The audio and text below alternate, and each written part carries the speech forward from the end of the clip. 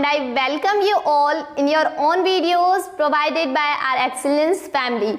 अब जो हम इकोनॉमिक्स के चैप्टर की सीरीज डिस्कस कर रहे थे उसमें अब बारी है हमारे सेकंड चैप्टर की, जिसका नाम है sectors of the Indian economy.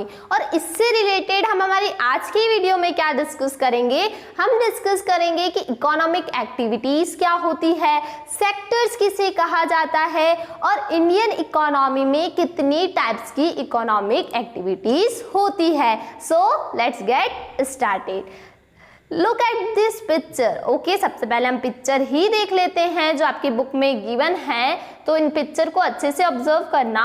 अब देखो आपको यहाँ पर दिख रहा है, यहाँ पर एक पर्सन कुछ गुड्स दे रहा है। आई थिंक यहाँ पर सर्विसेज प्रोवाइड की जा रही है, पोस्ट ऑफिस का है पर्सन, और ये वुमन उसको पैसे दे रही है। ये कूली सामान उठा रहा है, यहाँ पर ब्रिक्स बनाई जा रही है। ओके, यहाँ पर एक लेडी शॉप पे अपना प्रोडक्ट सेल आउट कर रही है और यहाँ पर क्रॉप का प्रोडक्शन किया जा रहा है। अब देखो ये जितनी भी एक्टिविटीज है जिनमें ये लोग इंगेज्ड है, ये कौन सी एक्टिविटीज हैं, ये है इकोनॉमिक एक्टिविटीज। ओके, कौन सी एक्टिविटीज हैं, ये हैं इकोनॉमिक एक्टिविटीज। तो हमने क्या फाइंड आउट किया कि हमारे आसपास बहुत से लोग जो हैं वो तरह तरह की इकोनॉमिक एक्टिविटीज में इंगेज्ड होते हैं। ओके, होते तो हैं, बट यहाँ पर हमारे लिए क्वेश्चन मार्क अराइज हो गया कि ये इकोनॉमिक एक्टिविटीज जिनमें लोग इन्वॉल्व है, तो आखिर इकोनॉमिक एक्टिविटीज किसे कहा जाता है। तो पहले हम यही समझेंगे।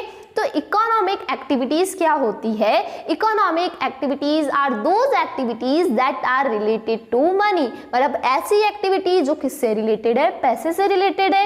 वापस फ्लैशबैक करो इन पिक्चर्स पर जो हमने देखा था। यहाँ पर देखो ये मैन इस वुमन को सर्विस प्रोवाइड कर रहा है और इन रिटर्न वुमन पैसा दे रही है। कूली जो है वो आपका सामान क्यों उठाता है, आप उसे इन रिटर्न पैसे देते हो। ब्रिक्स क्यों बनाई जा रही है, ताकि हम इन्हें मार्केट में सेल कर सकें और इससे मनी अर्न कर सके। क्रॉप कॉटन का प्रोडक्शन भी इसीलिए ही हो रहा है। और वुमन जो क्लोथ सेल आउट कर रही है, ये भी किस पर्पस के लिए, मनी अर्न करने के लिए ही किया जा रहा है। ये एक्टिविटीज यूजुअली इसलिए परफॉर्म की जाती है ताकि एक इंडिविजुअल अपनी लाइवलीहुड अर्न कर सके। इट मीन्स कि अपना जीवन यापन करने के लिए वो कुछ मतलब अपना जीवन लाइफ रन आउट करने के लिए पैसा अर्न कर सके। तो ये होती है हमारी इकोनॉमिक एक्टिविटीज। अब इन इकोनॉमिक एक्टिविटीज में से होता क्या है, कुछ एक्टिविटीज जो हैं वो तो क्या होती है, प्रोड्यूसिंग गुड्स, वो गुड्स प्रोड्यूस करती है। और on the other hand some others are producing services, और वहीं पर कुछ एक्टिविटीज जो है वो सर्विस प्रोड्यूस करती है। जैसे देखो कॉटन गुड्स प्रोड्यूस हो रहा है, नेचुरल है, बट गुड्स ही हैं। ब्रिक्स जो है, बट यहाँ पर जो पोस्टमैन के थ्रू दी जा रही है वो सर्विसेज है। तो यहाँ पर कुछ एक्टिविटीज सर्विस प्रोड्यूस करती है और कुछ एक्टिविटीज गुड्स प्रोड्यूस करती है। और ये जो एक्टिविटीज हैं ये हमारे पास हर मिनट होती रहती है, इवन एज वी स्पीक, जैसे हम बोलते हैं, और ये एक्टिविटीज हमारे आसपास परफॉर्म होती रहती है। और इन्हें समझने के लिए कि ये एक्टिविटीज कैसे क्या है, कैसे वर्कआउट करती है, तो इसका एक सिंपल सा वे है कि हमने इन्हें क्या करा, ग्रुप में क्लासिफाई करा इनके इंपॉर्टेंट क्राइटेरिया के अकॉर्डिंग। और इन्हीं ग्रुप को क्या बोलते हैं, हम सेक्टर्स कहते हैं। कि जो इन एक्टिविटीज का ग्रुप है उसे क्या कहा जाता है, उसे कहा जाता है सेक्टर्स। Is that clear? समझ में आया इकोनॉमिक एक्टिविटीज क्या है, सेक्टर्स किसे कहते हैं। अब नेक्स्ट हमें जो देखना है वो ये है कि कितनी तरह की डिफरेंट इकोनॉमिक एक्टिविटीज होती है। So we begin by looking at different Indian economic activities. अब आई बिलीव कि प्रीवियस क्लासेस में आपने थोड़ा बहुत तो इससे रिलेटेड पढ़ा ही है, और एटलीस्ट आपको इतना तो पता होगा कि कितने तरह की इकोनॉमिक एक्टिविटीज होती है। तो कितने तरह की होती है, मेनली आपकी जो इकोनॉमिक एक्टिविटीज हैं वो 3 तरह की होती है। कौन कौन सी, देखो प्राइमरी एक्टिविटी, फिर आती है हमारी सेकेंडरी एक्टिविटी, और थर्ड वन है हमारी tertiary activity. Is that clear? अब इनको हम वन बाय वन समझते हैं कि ये एक्टिविटीज क्या होती है, इसमें गुड्स कैसे प्रोड्यूस किया जाता है। तो देखो हमें पता है there are many activities that are undertaken directly by using natural resources, कि हमारे आसपास ऐसी बहुत सी एक्टिविटीज हैं जिसे कैसे अंडरटेक किया जाता है, डायरेक्टली नेचुरल रिसोर्सेज को यूज कर कर ही किया जाता है। एक एग्जांपल लेते हैं, कल्टीवेशन ऑफ कॉटन। हम जो कॉटन का कल्टीवेशन करते हैं, अब ये पर्टिकुलर एक क्रॉप सीजन पर डिपेंड होती है कि मतलब जब उस क्रॉप का सीजन आता है तभी वो ग्रो होती है। जैसे आप अपन सुनते हैं ना, हमने पहले प्रीवियस क्लासेस में भी पढ़ा है, राबी क्रॉप, खारिफ क्रॉप जो होती है तो वो अपने पर्टिकुलर सीजन में ही ग्रो की जाती है। और जो कॉटन प्लांट की या कोई भी जो हम क्रॉप ग्रो करते हैं उनकी ग्रोथ किस पे मेनली और एंटायरली किस पे डिपेंड है, नेचुरल फैक्टर्स पे डिपेंड है। अब ये नेचुरल फैक्टर कौन कौन से हैं? देखो, एक तो रेनफॉल है कि वो क्रॉप कब अच्छे से ग्रो कर पाएगी, जब उसे जितना एडिक्वेट अमाउंट चाहिए रेनफॉल का, जितना पानी रिक्वायर्ड है वो उसे मिल जाए, अच्छा क्लाइमेट वहां पर हो और साथ ही साथ सनलाइट भी अच्छी हो। तो ये सारे कौन से फैक्टर्स हैं? ये सारे हमारे नेचुरल फैक्टर्स हैं, है ना, रेनफॉल, सनशाइन, क्लाइमेट। और जो ये प्रोडक्ट इस एक्टिविटी से बनता है ना, जो सामने आता है, जैसे जो कॉटन है वो भी कौन सा प्रोडक्ट है? हमारा नेचुरल प्रोडक्ट। क्यों? क्योंकि ये प्रोड्यूस किस प्रोसेस से हुआ है? नेचुरल प्रोसेस से हुआ है। रेनफॉल, क्लाइमेट, सनलाइट ये नेचुरल फैक्टर्स है और इनसे प्रोड्यूस हुआ प्रोडक्ट है, इसीलिए इसे नेचुरल प्रोडक्ट कहा जाता है। अब देखते हैं सिमिलरली डेयरी के जो भी प्रोडक्ट्स होते हैं, जो भी एक्टिविटी डेयरी प्रोडक्ट्स है, मिल्क है, कर्ड है, तो ये क्या है? अब इसके लिए हम किस पर डिपेंड है? इसके लिए हम डिपेंड है एक बायोलॉजिकल प्रोसेस जो एनिमल्स की होती है ना, जिसके थ्रू मिल्क वगैरह देते हैं। तो और अवेबिलिटी ऑफ फूडर, जितना वो चारा वगैरह, तो चारा भी जो उन्हें मिलता है वो बाय नेचर ही मिलता है ना। तो अब यहाँ पर जो हमारा प्रोडक्ट है मिल्क, वो भी क्या है? एक नेचुरल प्रोडक्ट है, क्योंकि एनिमल भी नेचुरल ही है, इंसानों ने तो बनाया ही नहीं है, तो इसीलिए ये भी क्या है? हमारे लिए नेचुरल प्रोडक्ट है। अगर आप शुगर कैन का एग्जांपल लो, व्हीट का एग्जांपल लो, तो ये सब भी नेचुरल प्रोसेस के थ्रू ही होता है। तो ये सब क्या है? नेचुरल प्रोडक्ट हैं। अब थोड़ा सा हम एनसीईआरटी से अलग हटकर कुछ एक इन्फॉर्मेशन है प्राइमरी एक्टिविटीज से रिलेटेड। तो देखो, प्राइमरी एक्टिविटीज जो है वो बेसिकली दो तरह की होती है, एक होती है एक्सट्रैक्टिव और दूसरी होती है हमारी जेनेटिक, है ना। अब जो भी हमने यहाँ पर पढ़ा है अभी तक प्राइमरी के बारे में, उसको दो अलग अलग पार्ट में डिवाइड कर दिया और प्राइमरी के टाइप्स बना दिए गए, एक्सट्रैक्टिव और जेनेटिक। तो एक्सट्रैक्टिव मतलब क्या होता है? जो भी हम नेचुरल रिसोर्सेज से एक्सट्रैक्शन करते हैं, मतलब उसको खोदते हैं, खदानों से जो भी प्रोडक्ट्स हमें हासिल, तो वो भी नेचर के थ्रू है, तो उसको बोलते हैं एक्सट्रैक्टिव। जैसे कोल माइन से हम क्या करते हैं? कोल निकालते हैं, तो ये क्या है? एक्सट्रैक्टिव प्रोसेस है और है तो प्राइमरी, क्योंकि नेचुरल रिसोर्सेज है हमारे। अब कोई भी नेचुरल सीड होती है जिससे प्लांट ग्रो करता है, तो वो भी कौन सी प्रोसेस है? वो है एक्सट्रैक्टिव प्रोसेस। और जेनेटिक में क्या है? हम एनिमल्स का यूज करते हैं जो आगे फर्दर प्रोडक्शन के लिए, जैसे काऊ है मिल्क प्रोवाइड करती है, उससे हम अलग अलग आगे डेयरी प्रोडक्ट बनाते हैं। तो यहाँ पर यही एग्जांपल्स हैं, डेयरी फार्मिंग जो हो गई, पोल्ट्री फार्मिंग हो गई, फिशिंग वगैरह जो होता है। तो यहाँ पर क्या किया जाता है? जानवरों का लालन पालन किया जाता है, रियरिंग बियरिंग जो आपने सुना है ना। तो ये कौन सी प्राइमरी एक्टिविटी है? ये जेनेटिक के अंदर आती है।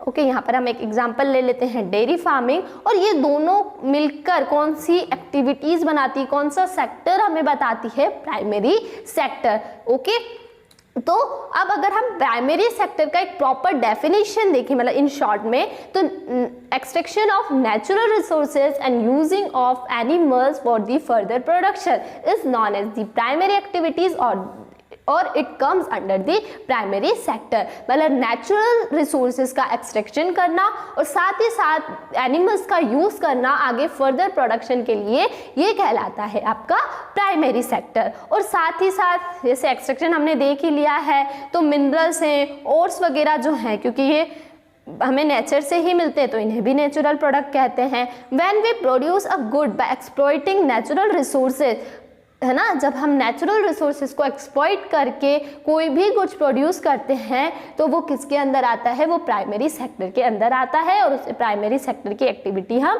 कहते हैं। अब एक और अगेन हमारे ऊपर क्वेश्चन मार्क है कि इसे प्राइमरी क्यों कहा जाता है। तो प्राइमरी इसलिए कहा जाता है because it forms the base for all other products that we subsequently make, क्योंकि ये क्या है, एक बेस प्रोवाइड करते हैं, मतलब आगे जाकर हमारी जो सेकेंडरी सेक्टर है वहाँ पर हम जितना भी प्रोडक्शन करने वाले हैं उसके लिए एक बेस प्रोवाइड करता है, मतलब इन्हीं गुड्स को यूज करके हम आगे प्रोडक्ट प्रोड्यूस कर सकते हैं। ओके, अगर ये गुड्स नहीं होंगे तो आगे प्रोडक्शन प्रोसेस ही नहीं होगा। तो ये एक बेस प्रोवाइड करते हैं जिन पर पूरा प्रोडक्शन जो है, प्रोडक्शन फील्ड वो पूरा डिपेंड है। जैसे होता है ना, हम घर को बनाते हैं तो पहले उसमें नींव डलती है, तो बिना घर के जैसे बिना नींव के जैसे घर खड़ा नहीं हो सकता, तो बिना प्राइमरी सेक्टर के आगे के जो दो हमारे सेक्टर्स है वो भी किसी काम के नहीं होते हैं। और देखो, हमें मोस्ट ऑफ दी जो नेचुरल प्रोडक्ट्स हैं वो कहाँ से मिलते हैं, एग्रीकल्चर से, डेयरी, फिशिंग,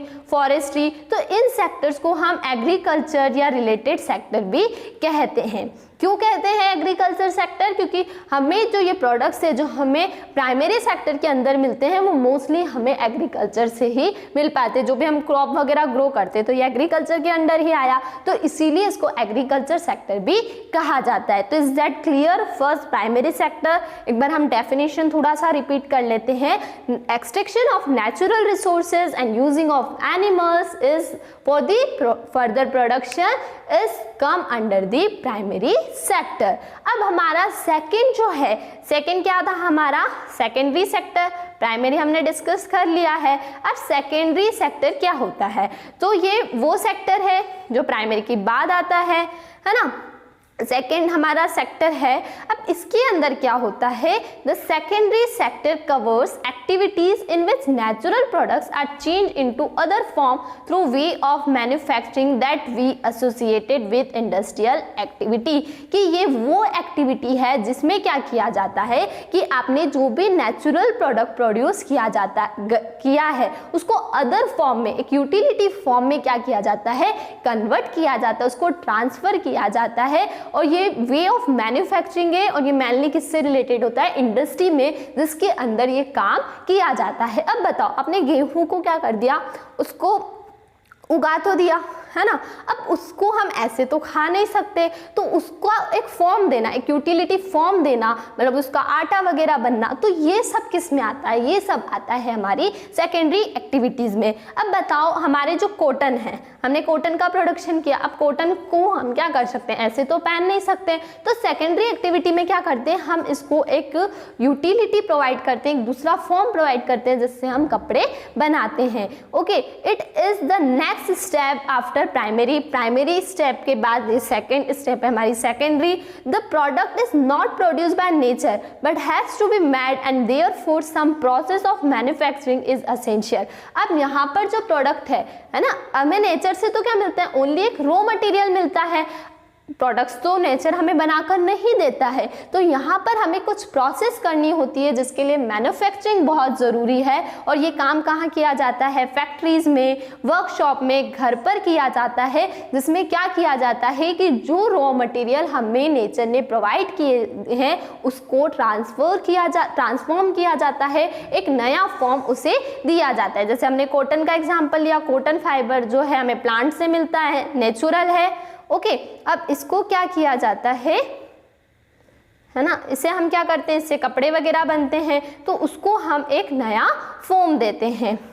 ओके, है ना, इसको यार्न करते हैं, हम क्लोथ बुनते हैं, तो इससे क्या हुआ, उसका फॉर्म चेंज हो गया। सिमिलरली शुगर केन जो है वो हमारे लिए रॉ मटेरियल है, नेचर से मिला है, जिससे हम क्या बनाते हैं, शुगर या गुड़ बनाते हैं। सेम उसी वे में अर्थ के जो मतलब ब्रिक्स वगैरह हैं, है ना, स्टोन्स वगैरह, ये भी नेचुरल ही है, ब्रिक्स जो बने हैं, और ब्रिक्स को हम क्या करते हैं, घर वगैरह, बिल्डिंग वगैरह बनाने के काम में लेते हैं। Since this sector gradually become associated with the different kinds of industry that come up, it is also called the industrial sector. अब हमने यहाँ पर क्या देखा कि जितने भी नेचुरल रिसोर्सेज है उनको हम ट्रांसफॉर्म कर रहे हैं और एक नया फॉर्म प्रोवाइड कर रहे हैं, और ये प्रोसेस कहाँ हो रहा है, फैक्ट्री के अंदर हो रहा है, और ये जनरली किससे रिलेटेड है, इंडस्ट्रियल सेक्टर से रिलेटेड हैं जो सामने आए थे, जिन्होंने ये काम स्टार्ट किया था कन्वर्ट करने का, कन्वर्जन का, तो इसीलिए इसको क्या कहा जाता है, इंडस्ट्रियल सेक्टर भी कहा जाता है। जैसे हमारे प्राइमरी सेक्टर में क्या था, जो गुड्स थे, है ना, वो हमें कहाँ से मिल रहे थे, एग्रीकल्चर से मिल रहे थे, इसलिए उसे एग्रीकल्चर सेक्टर बोला। यहाँ पर इंडस्ट्रियल से रिलेटेड, इसलिए इसका एक और नाम क्या रख दिया गया, इंडस्ट्रियल सेक्टर इसका नाम रख दिया गया। और यहाँ पर मेन काम क्या है कि जो भी रॉ मटेरियल हमें नेचर से मिला है उसको एक नया फॉर्म देना, उसे ट्रांसफॉर्म करना और एक नया कोई product banana. Okay, is it clear? Second भी क्लियर है। अब आते हैं हम हमारे थर्ड पे, जो कि है टर्शरी सेक्टर।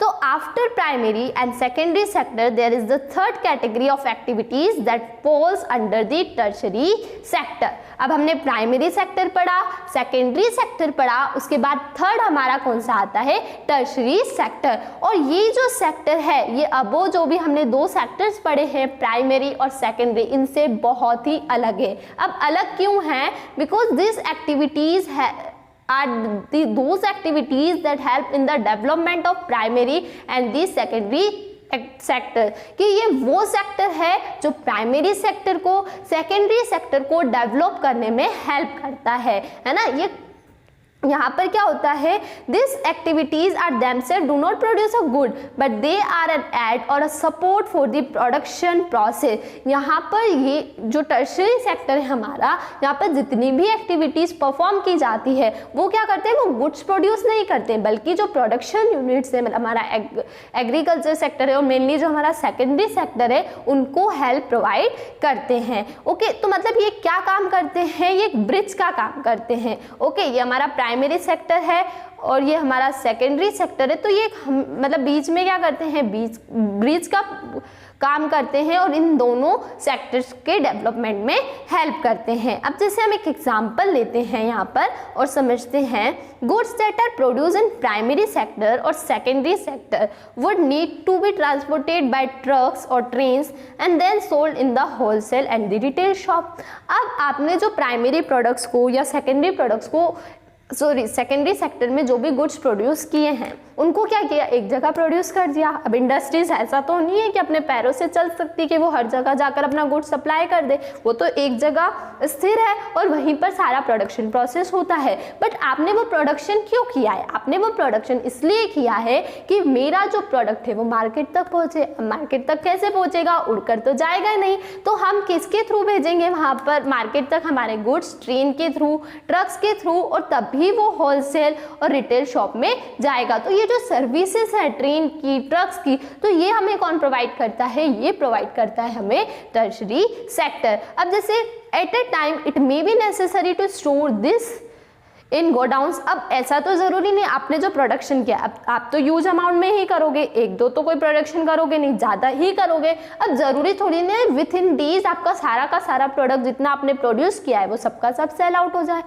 नहीं हो पाता ना, कुछ भी प्रॉब्लम हो सकती है। तो उसकी वजह से हमें गुड्स को स्टोर करने की भी रिक्वायरमेंट है, क्योंकि ऐसे फेंक दोगे तो हमारा कितना नुकसान हो जाएगा। अब उन्हें स्टोर करना है तो हमें एक प्लेस चाहिए, जो कि गोडाउन्स वगैरह है, रेयर हाउसिंग है। तो यहाँ पर भी हमें कौन हेल्प करता है, हमारा टर्शरी सेक्टर हेल्प करता है। We also may need to talk to others over the phone और सेंड लेटर्स और borrow money from bank to help production and the trade. और ट्रेड के लिए हमें हमारे क्लाइंट से, क्योंकि देखो आजकल प्रोडक्शन जो है वो एक ही प्लेस पर नहीं होता है, एक जगह प्रोडक्शन किया जाता है तो उसे अलग अलग स्टेट में, आसपास के एरिया में भी सप्लाई किया जाता है। उसके लिए आपको अपने क्लाइंट से ऑन कॉल बात करना होता है।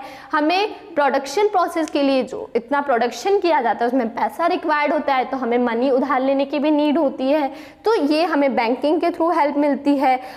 अब ये जो हमने डिस्कशन किया ट्रांसपोर्ट के बारे में, स्टोरेज के बारे में, कम्युनिकेशन, बैंकिंग, ट्रेड, तो ये सब क्या है, ये सब एग्जाम्पल्स हैं टर्शरी एक्टिविटीज़ के। अगर आपसे कोई पूछता है या आपका क्वेश्चन आता है कि टर्शरी सेक्टर्स के कुछ एग्जाम्पल बताओ, तो ये क्या है, ये कम्युनिकेशन, ट्रांसपोर्ट, बैंकिंग, एडवर्टाइजमेंट जो आपके प्रोडक्ट्स को एडवर्टाइज करने में हेल्प करता है, इंश्योरेंस जो आपकी रिस्क मिनिमाइज करने में हेल्प करता है। तो ये जितनी भी एक्टिविटीज़ हैं टर्शरी एक्टिविटी एक्टिविटीज ये क्या करती है, आपकी जितनी भी प्रोडक्शन रिलेटेड हिंड्रेंस हैं, हिंड्रेंस मीन्स की आपकी प्रॉब्लम्स, जैसे आपको प्लेस की प्रॉब्लम है वो ट्रांसपोर्ट के थ्रू दूर होएगी, मनी प्रॉब्लम है बैंकिंग के थ्रू दूर होएगी, रिस्क की प्रॉब्लम है इंश्योरेंस के थ्रू होगी, आपको नॉलेज प्रोवाइड करना है अपने प्रोडक्ट से रिलेटेड अपने कंज्यूमर्स को तो वो एडवर्टाइजमेंट के थ्रू दूर होगी। तो टर्शरी एक्टिविटीज़ क्या करती है, एक प्रोडक्शन यूनिट को उसकी जितनी भी हिंड्रेंस है उनको दूर करने में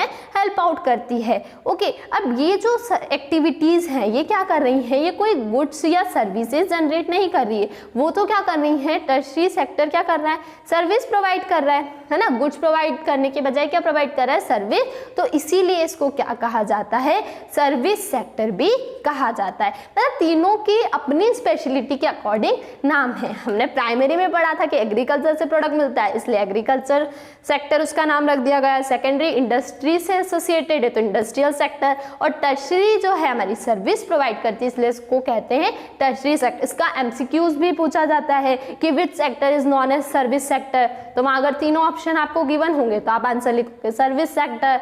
विच sector is known as agriculture sector, तो आ जाएगा आपका आंसर प्राइमरी सेक्टर। तो इसीलिए इन पर भी हमें ध्यान देना होता है ना। हमने ये तो पढ़ लिया प्राइमरी सेकेंडरी टर्शरी क्या है, बट इनके दूसरे नाम हमें नहीं मालूम है और इनसे रिलेटेड एक एक एमसीक्यूज हमें पूछा जाता है। हमें क्वेश्चन पूछ लेंगे why tertiary sector is known as service sector, क्यों टर्शरी सेक्टर को सर्विस सेक्टर बोला जाता है, तो रीजन ये है because this activities provide services rather than the goods, that's why it is known as the service sector. तो इसीलिए हमें यहाँ पर बारीक बारीक बातों पर ध्यान देना है, इसीलिए मैं आप लोगों को एनसीईआरटी से पढ़ाना प्रेफर करती हूँ। तो अभी तक आप लोगों को समझ में आया। चलो अब क्या है, सर्विस सेक्टर्स ऑल्सो इंक्लूड सब essential services that may not directly help in production. और सर्विस सेक्टर्स में ऐसी भी सर्विसेज आती हैं जो डायरेक्टली प्रोडक्शन से रिलेटेड नहीं होती हैं, जैसे we also require teachers, doctors,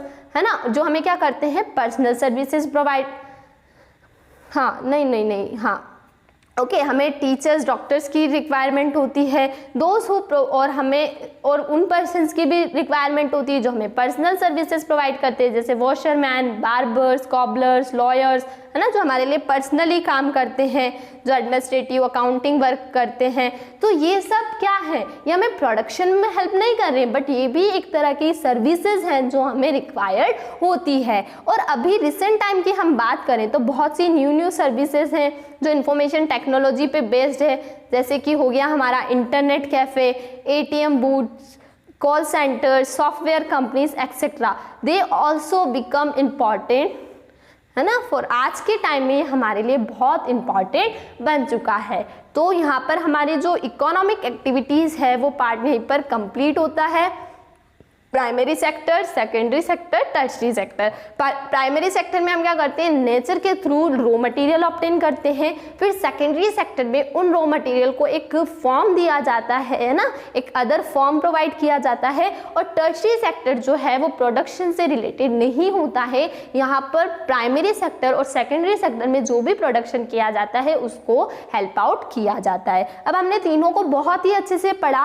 अब देखो यहाँ पर जो ये तीनों सेक्टर्स हैं, है ना, the economic activities though are grouped into 3 different categories are highly interdependent। अब जो हमने इकोनॉमिक एक्टिविटीज पढ़ी ये 3 अलग अलग ग्रुप में क्लासिफाइड है, उसके बाद भी ये क्या है, हाईली इंटरडिपेंडेंट है, मतलब एक दूसरे पर डिपेंड है, एक दूसरे से लिंक्ड है। देखते हैं कैसे लिंक है। तो ये हमारी जो टेबल 2.1 हमें गिवन है, ओके, तो यहाँ पर देखते हैं, इमेजिन करो कि अगर फार्मर आपको, अगर आप इंडस्ट्री, है ना, इंडस्ट्री वाले हो और आपको अगर farmer sugar can sell out करने से मना कर दे, मतलब शुगर मिल वाले को शुगर कैन देने से मना कर दे, तो क्या होगा, वो मिल तो पूरी तरह से शट डाउन हो जाएगी, क्योंकि वो आगे शुगर का प्रोसेस कब कर पाएगा, वो शुगर का प्रोसेस तभी कर पाएगा जब उसके पास शुगर कैन होगा। अब जब फार्मर शुगर कैन देने से ही मना कर देगा तो वो आगे प्रोडक्शन कर ही नहीं पाएगा और उसे क्या करना होगा, अपनी मिल को शट डाउन करना होगा। तो ये एग्जाम्पल है सेकेंडरी और इंडस्ट्रियल सेक्टर का जो कि प्राइमरी सेक्टर पे डिपेंड है आगे के प्रोडक्शन के लिए। अब ऐसे और भी जो हमारी दोनों सेक्टर है वो भी एक दूसरे पे डिपेंड है, हम फील आउट करते हैं कैसे। अब नेक्स्ट थिंग इमेजिन करो कि what happened to the cotton cultivation if companies decided not to buy from the Indian market and export all the cotton they need from other countries. तो Indian cotton cultivation will become less profitable and the farmers may even go bankrupt if they cannot quickly switch to other crops, cotton price will fall। अब अभी हमने किसकी बात करी थी, secondary जो sector है वो प्राइमरी सेक्टर पे डिपेंड था। अब जो नेक्स्ट हमारे पास केस है वहां पर हमें क्या ऑब्जर्व हो रहा है, मतलब क्या देखने को मिल रहा है कि इमेजिन करो कि जो कॉटन कल्टीवेशन है, जो आगे कॉटन को क्लॉथ में कन्वर्ट करते हैं जो इंडस्ट्रीज हैं, वो ये डिसाइड कर ले कि हमें इंडियन मार्केट से कॉटन खरीदना ही नहीं है, कि हम जितना भी कॉटन खरीदेंगे वो इंपोर्ट करेंगे अदर कंट्रीज से। तो इससे क्या होगा, अदर कंट्री का कॉटन तो सेल आउट होगा, बट इंडिया के जो कॉटन कल्टीवेटर हैं, जो फार्मर्स हैं, जो कल्टीवेशन करते हैं, उनके लिए तो क्या होगा, लेस प्रॉफिट होगा, है ना, प्रॉफिट भी कम ही होगा। और साथ ही साथ क्या होगा कि जो हमारे फार्मर्स है वो बैंकरप्ट हो जाएंगे, क्योंकि वहाँ से हमें कॉटन क्या होगा, महंगी आएगी ना। तो जो हमारे इंडियन कॉटन कल्टीवेशन है उनको कम प्रॉफिट होगा, क्योंकि प्रॉफिट मार्जिन कम हो जाएगा, एक्सपोर्ट मतलब इंपोर्ट वगैरह कराने में भी खर्चा होगा। और साथ ही साथ हमारे जो फार्मर्स है वो बैंकरप्ट भी हो सकते हैं, बैंकरप्ट क्योंकि उन्होंने क्रॉप प्रोडक्शन करने के लिए पैसा उधार लिया है, बट अब है ना, अब वो कॉटन तो सेल आउट ही नहीं हो रहा है, अब सेल ही नहीं होगा तो वो पैसा कहाँ से लाएंगे, तो बैंकरप्ट भी हो सकते हैं अगर वो दूसरी क्रॉप पे अपने आप को जल्दी से शिफ्ट नहीं करेंगे, और कॉटन का दाम भी क्या हो जाएगा, इससे गिर जाएगा। तो यहाँ से हमें क्या पता पड़ा, हमें ये पता लगा कि अब यहाँ पर कौन डिपेंड है, हमारा जो प्राइमरी सेक्टर है वो किस पर डिपेंड है, वो डिपेंड है हमारे सेकेंडरी सेक्टर पर। ओके, अब नेक्स्ट बात करते हैं अदर केस की। तो यहाँ पर क्या है, यहाँ पर है कि farmers buy many products such as tractors, pump sets, electricity, pesticides and the fertiliser. अब फार्मर्स जो हैं वो क्रॉप के कल्टीवेशन के लिए ट्रैक्टर्स परचेज करते हैं, पंप सेट्स परचेज करते हैं, इलेक्ट्रिसिटी परचेज करते हैं, पेस्टिसाइड, फर्टिलाइजर्स ये सब परचेज करते हैं। ये सब क्या है, टर्शियरी सेक्टर की सर्विसेज है। अब इमेजिन करो कि फर्टिलाइजर का प्राइस बढ़ जाए, पंप सेट्स का प्राइस बढ़ जाए, तो क्रॉप ऑफ कल्टीवेशन जो होगी वो फार्मर्स के लिए क्या हो गई, बढ़ जाएगी, और इनसे प्रॉफिट उनका कम हो जाएगा, क्योंकि हमें पता है कि जब जब कॉस्ट इंक्रीज होती है तो हमारा जो प्रॉफिट है, प्रॉफिट मार्जिन जो है वो क्या हो जाता है, कम हो जाता है। तो यहाँ पर हमने क्या ऑब्जर्व किया कि हमारा जो प्राइमरी सेक्टर है ना, प्राइमरी सेक्टर अब किस पे डिपेंड है, टर्शरी सेक्टर पे डिपेंड है उसकी सर्विसेज के लिए। अब नेक्स्ट ये है people working in the industrial and service sectors need food, खाना चाहिए होता है, ऑब्वियस सी बात है। Imagine what would happen if there is a strike by transporters, lorries refuse to take vegetables, milk etcetera from the rural areas. तो food will become scarce in urban area whereas farmer will be unable to sell their products. अब देखो, industrial और service sector में जो लोग काम करते हैं उनको खाने की ज़रूरत होती है, बट आप ये देखो कि जो आपका ट्रांसपोर्टर्स हैं या लॉरीज वाले जो हैं, जो सब्जी वगैरह लेकर आते हैं, वो मना कर दे सब्जी वगैरह लाने से रूरल एरिया से, तो इससे क्या होगा, अर्बन एरिया में स्कार्सिटी आ जाएगी खाने को लेकर, है ना। तो इससे क्या होगा, सेकेंडरी सेक्टर्स वालों को भी खाना नहीं मिल पाएगा, और साथ ही साथ जो हमारे फार्मर्स हैं जिनका सेल हो रहा था, सब्जी सेल हो रही थी, दूध जा रहा था, वो भी सेल आउट नहीं हो पाएगा, तो उनके लिए भी नुकसान है, और जो सेकेंडरी सेक्टर से उनको भी खाना नहीं मिल पाएगा। तो यहाँ पर सेकेंडरी प्राइमरी दोनों कंप्लीटली किस पे डिपेंड है, ये डिपेंड है हमारे टर्शरी सेक्टर पे। तो हमने ये जितने भी केस डिस्कस करे, तो यहाँ से एक बात तो साफ देखने को मिली जो हमने ऊपर पढ़ा था कि ये सेक्टर्स भले ही अलग 3 ग्रुप्स में क्लासिफाइड है, बट ये एक दूसरे पे हाईली इंटरडिपेंडेंट है। मतलब एक है तो उसके साथ दूसरा जुड़ा हुआ है, मतलब एक पीछे हट जाएगा तो ये भी ऑटोमेटिकली पीछे हो जाएगा, मतलब इससे भी प्रॉफिट अर्न नहीं हो पाएगा। तो आज का हमारा वीडियो यहीं पर कंप्लीट होता है, and we will meet soon with our another video. So keep watching our videos and don't forget to like and subscribe our channel. Thank you. Bye bye.